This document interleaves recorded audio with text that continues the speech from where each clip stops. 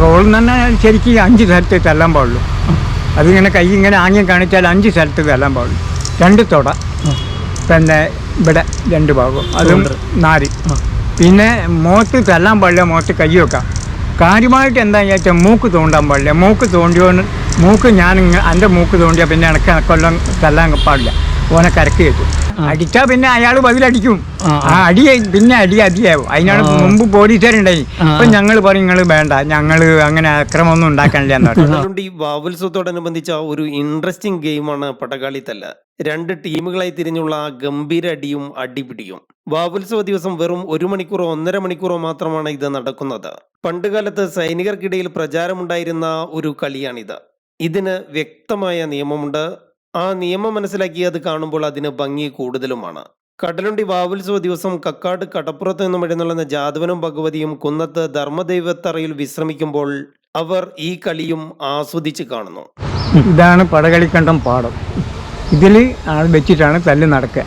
നേരെ കോമരക്കാരൻ എന്ത് ചെയ്യും വെച്ചാൽ അമ്പാളിക്കാരൻ്റെ കയ്യും പിടിച്ച് നേരെ മോസ്തോൻ്റെ വീട്ടിലേക്ക് പോകും. അയാളെ എടുത്ത് പോയി കോമരക്കാരൻ കൽപ്പിച്ച് കഴിഞ്ഞ് വിടുമ്പോൾ നേരെ വന്ന് അമ്പാളിക്കാരൻ്റെ കൈ പിടിച്ച് ഈ കണ്ടത്തിൽ വരും. അമ്പാളിക്കാരനും കോമരക്കാരനും കൂടി കലക്കി തരണം. കലക്കിയിട്ട് ഇങ്ങോട്ട് തന്നു കഴിഞ്ഞാൽ ഞാനിവിടെ മേലെ ഉണ്ടാവും.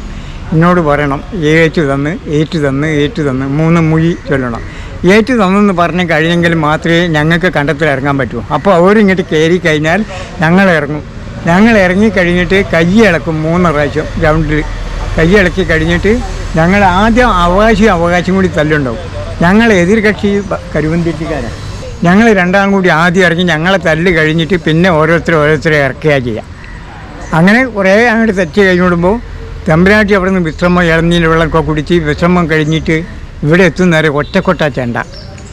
ആ ഒറ്റത്തെങ്ങിൻ്റെ അവിടെ നിന്ന് തമ്പുരാട്ടി ഒരു കാവാൻ വേണ്ടി ഒരു 5-10 മിനിറ്റ് ഇങ്ങോട്ട് നോക്കും. അത് നോക്കിക്കഴിഞ്ഞാൽ തമ്പുരാട്ടി പെട്ടെന്ന് അങ്ങോട്ട് തിരിയും. അത് തിരിഞ്ഞു കഴിഞ്ഞാൽ ചെണ്ട പരക്കക്കൊട്ടായി. അപ്പോഴാണ് ഉത്സവക്കൊട്ട് പരക്കക്കൊട്ട്. അത് തമ്പുരാട്ടി എപ്പോൾ അങ്ങോട്ട് തിരിഞ്ഞോ അത് കഴിഞ്ഞാൽ ഞങ്ങൾ ഈ 2 പേരിൽ ചളി കുത്തി 3 കൂക്കുളിക്കണം.